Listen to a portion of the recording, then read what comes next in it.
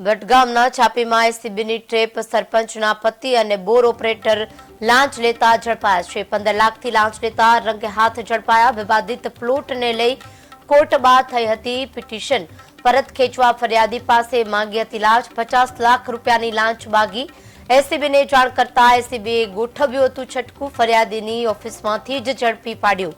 લાંચિયાઓને અટકાયત કરી કાર્યવાહી તેજ કરાઈ છે। સરપંચના પતિ તેમજ બોર જે કરતા હતા તેને લઈને તપાસ હાથ ધરાઈ હતી।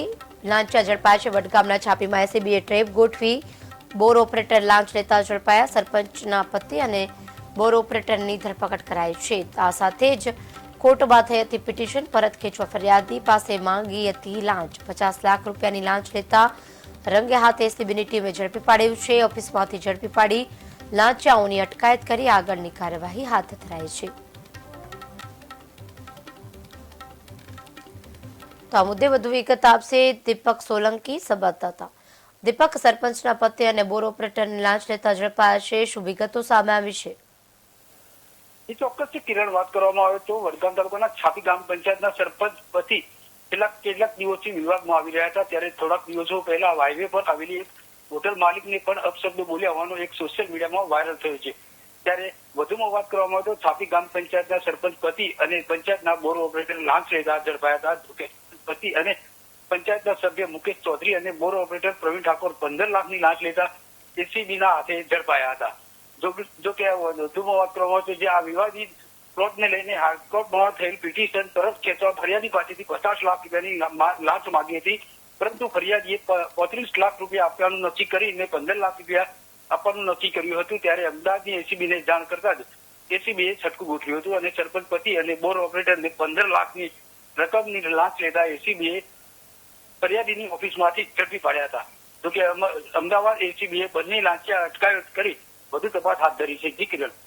દીપક, સરપંચના પતિ છે એટલે સરપંચની પણ આની ઉપર અસર થાય? સરપંચનું કોઈ નિવેદન સામે આવ્યું હોય કે સરપંચ જે છે તે એક હોદ્દાદાર વ્યક્તિ છે અને તેમના જ પતિ આવી રીતે લાંચ લેતા ઝડપાયા છે, તો તેના પર કઈ કાર્યવાહી થઈ રહી છે? ચોક્કસથી કિરણ વાત કરવામાં આવે તો બનાસકાંઠામાં અનેક એવી ગ્રામ પંચાયતો છે ત્યાં મહિલા સરપંચો છે ત્યારે પોતાના પતિ જ વહીવટ કરતા હોય છે। ત્યારે આ વધુમાં વાત કરવામાં આવે તો જે છાપી પંચાયત છે તે મોટી ગ્રામ પંચાયત આવેલી છે ને જેમાં મહિલા સરપંચ છે ને મહિલાના સરપંચના પતિ એક સભ્ય તરીકે હોવા છતાં પણ મહિલા સરપંચ પતિ સરપંચ તરીકેનો જે વહીવટ કરી રહ્યા હતા ત્યારે અનેક વિવાદો સામે આવી રહ્યા હતા। ત્યારે આજે એસીબીના છટકામાં 15 લાખની લાંચ લેતા ઝડપાયા હતા અને એસીબીએ કાયદેસરની કાર્યવાહી હાથ ધરી છે। જી કિરણ। દીપક, અમારી સાથે જોડાવા બદલ, માહિતી આપવા બદલ આપનો આભાર।